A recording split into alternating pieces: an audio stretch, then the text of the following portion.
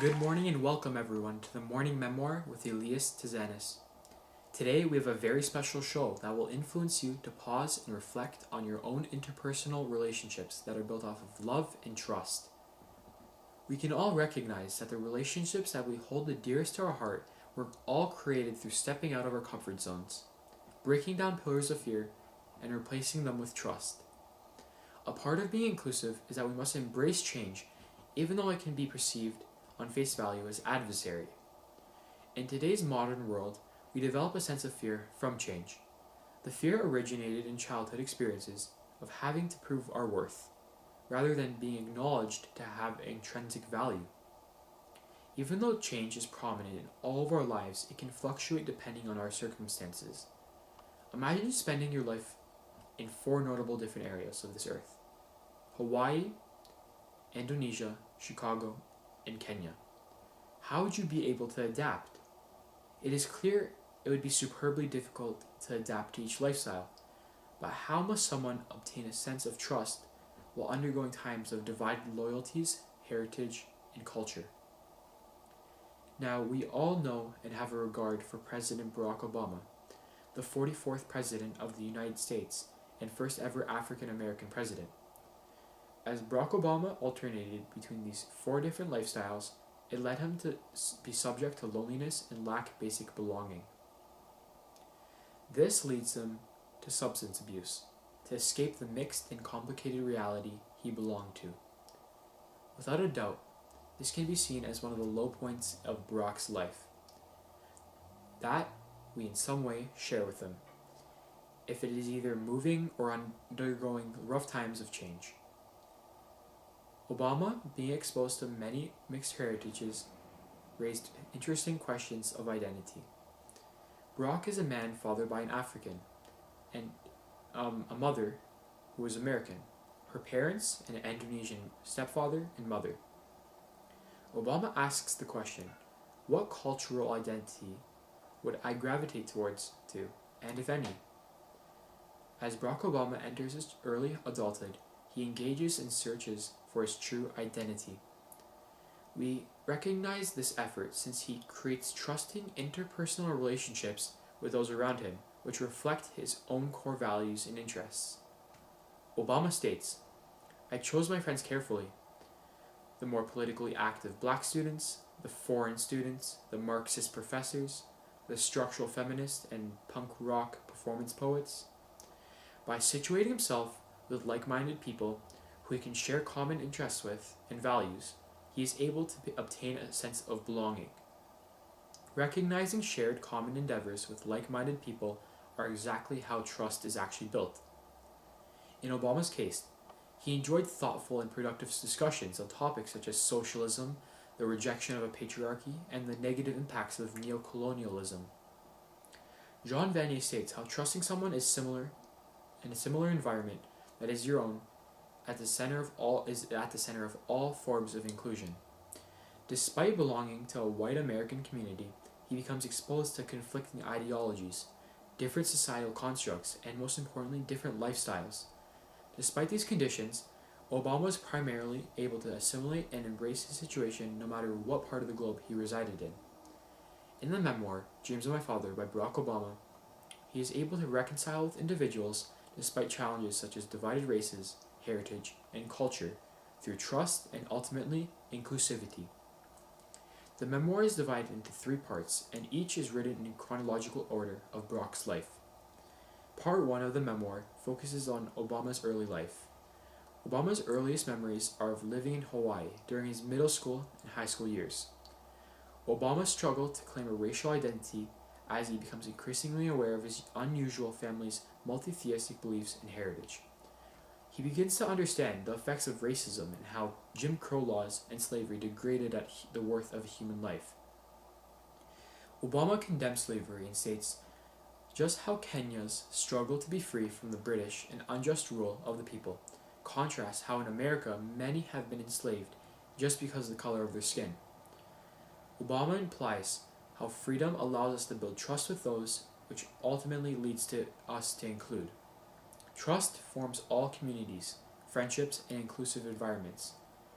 being governed by arbitrary power, limits freedoms, and leads to the creation of enemies which sole intent is to destroy all forms of inclusion, and instills a toxic, exclusive environment.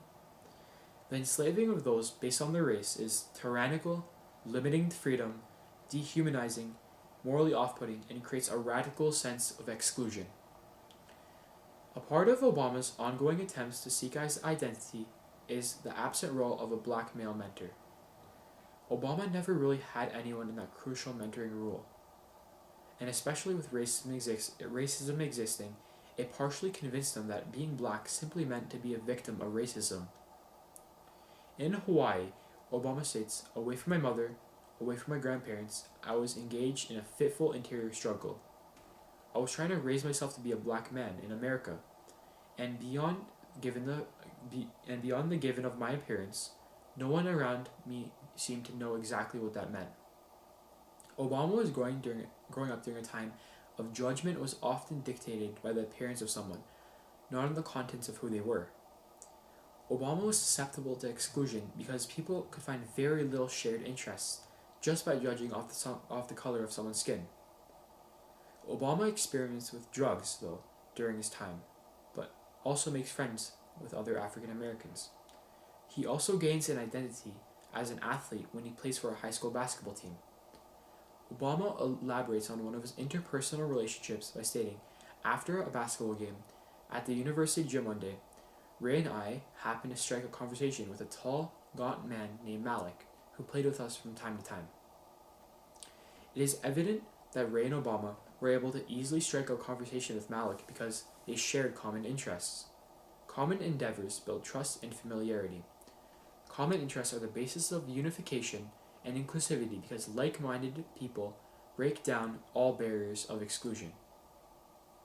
In part 2 of the memoir, Obama begins a new chapter of his life, combating black poverty-ridden areas by working in Chicago as a community organizer.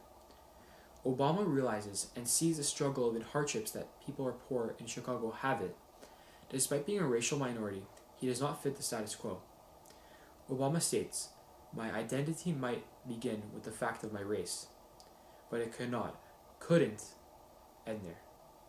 Obama realized that his self-identification may begin with his race, but embraces how he can be more unique and sacred, even though he feels race partly defines him.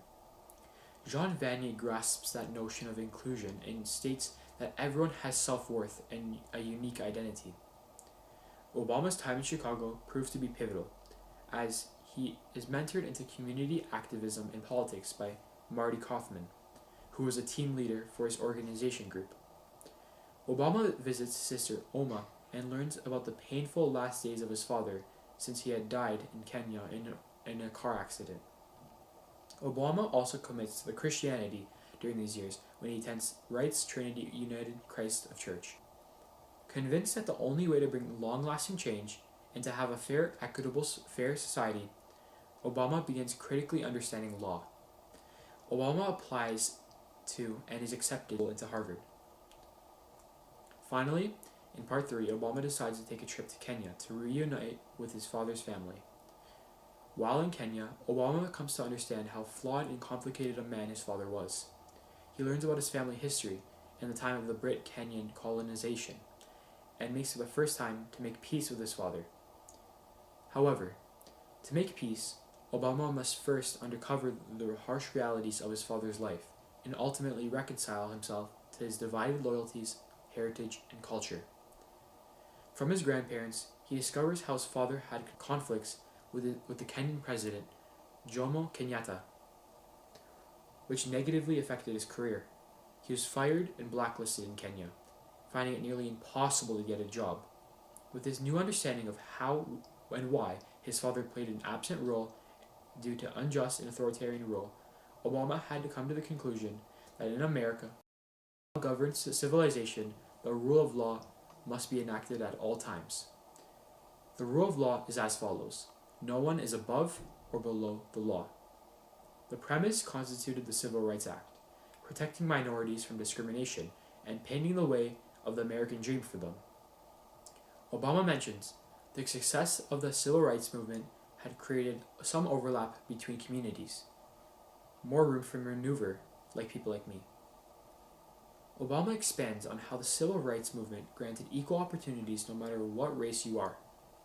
The legislation passed helped people escape from marginalized situations and discrimination and racism. This gave him more flexibility and versatility to complete his father's dreams. Obama closes the memoir with scenes from his multicultural wedding with Michelle Robinson. A recurring event within this memoir is the formation of interpersonal relationships, communities, and reconciliation. Obama makes it very clear that those experiences are necessary to break down the shackles of fear, to change and become loving, compassionate humans. Obama belongs, yet alternates between so many diverse lifestyles. The courage and trust to do so can be best described by our friend Jean Vanier, who states, "To leave the culture of friends and family is like going into a complete other world." Thank you for listening, and I hope you enjoyed. And remember, trust is central to all relationships.